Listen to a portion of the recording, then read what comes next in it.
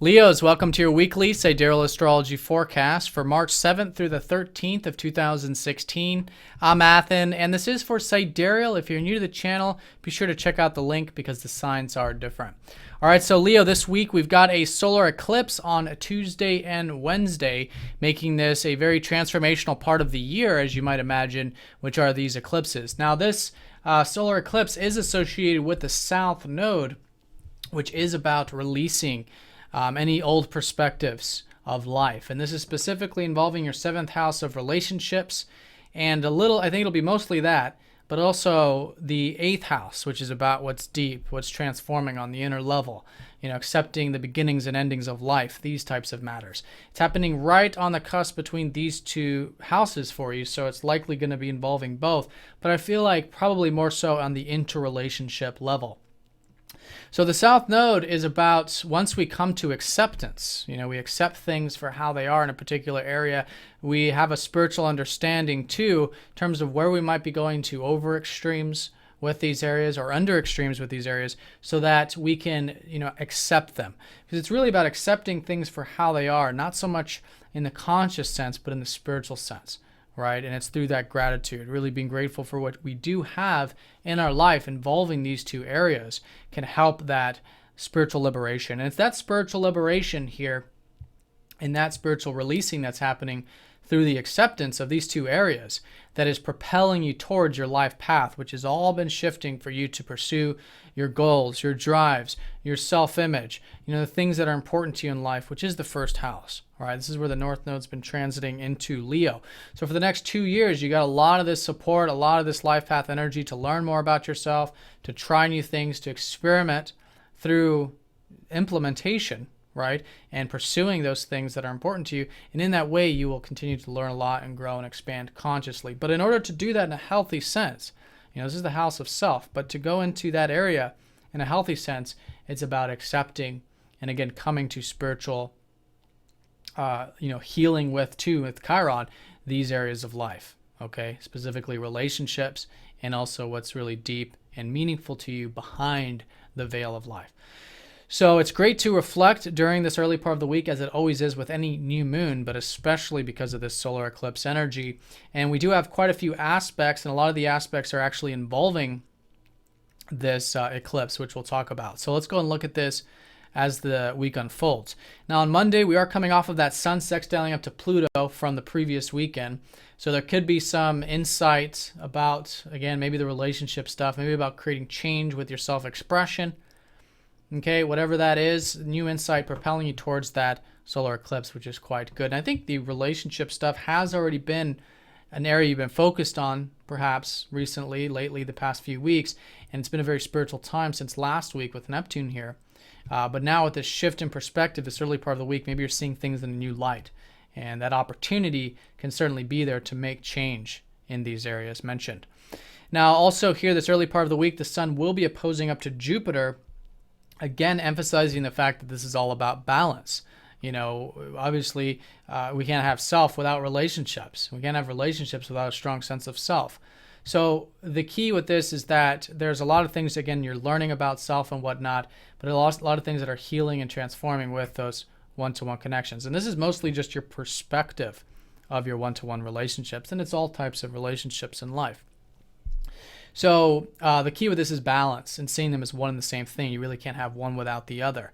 And I think that'll help balance out this energy, because sometimes with Jupiter, it can be a bit of an insightfulness, wanting to expand, maybe tapping into the more optimistic side of things, but it is suggesting the importance of balancing and remaining tactful in this sort of situation, in these early week life experiences. Now, Tuesday and Wednesday will be the eclipse, and one thing I do want to mention about it is that it is squaring up to Saturn. So the importance here is about keeping everything, again, nice and grounded, nice and patient, especially with you in terms of what you're just recently or have been cultivating with your personal life or with your home, your family, your health, which has been Saturn down here in your 4th house. Now, Wednesday, we got a few sign changes, one of which involving your ruler, the sun, is going to go into Pisces. So here's where the shift is going to start to take place after this eclipse. So your perspective, your insight, I think, is going to go from relationships into the deeper side of life. Again, what's really meaningful on an external level. It might be shared resources, coming to balance and harmony and peace with that stuff, and seeing where you can really connect to life on just that deeper way, right? And that starts, of course, primarily with self. And I think that'll be specifically emphasized with your sun here.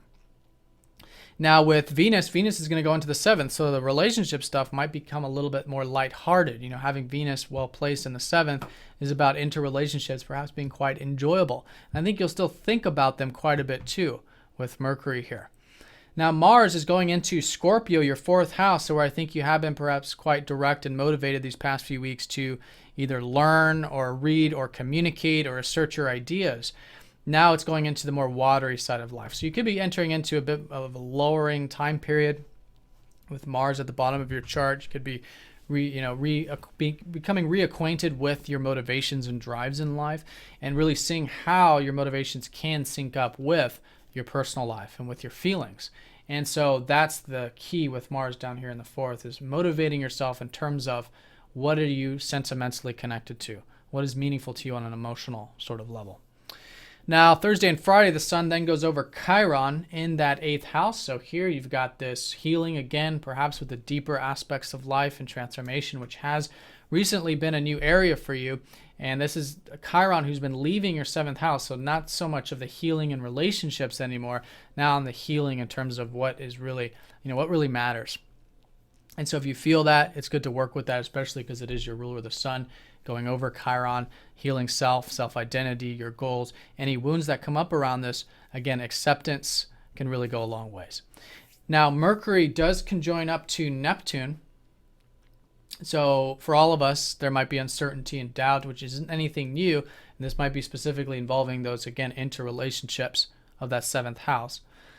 So it could also be contracts for some of you or legal matters for some of you. But in either case, the more willing you are to go into the unknown with relationships and to allow God to guide you in this direction, because that's where Neptune has been placed, then that'll help align you with those spiritual energies. And that can create a tremendous amount of peace and compassion in your interrelationships.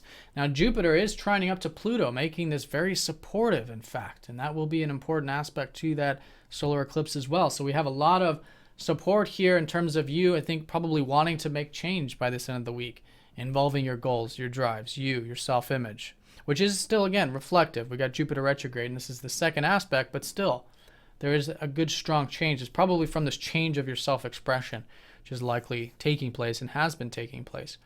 Then the week tops off with Friday with your ruler going over the South Node. So it's a very deep week for you Leos. And that can be a very good thing, because your sun, your energy is just about seeing, and being consciously aware of and expressing. So you have this conscious awareness now of what is really deep, what is really meaningful with the South Node. And again, what you can do to shed any old perspectives about the deep aspects of life, right? And that can be very illuminating. And again, watching any over or under extremes with your perspective of life and of what's really meaningful can help balance this out. And acceptance really is key, and accepting too your identity, where you're headed, the future unfoldments can really go a long ways. All right, Leo, so have an excellent week. Thanks for watching, and I'll see you all next week.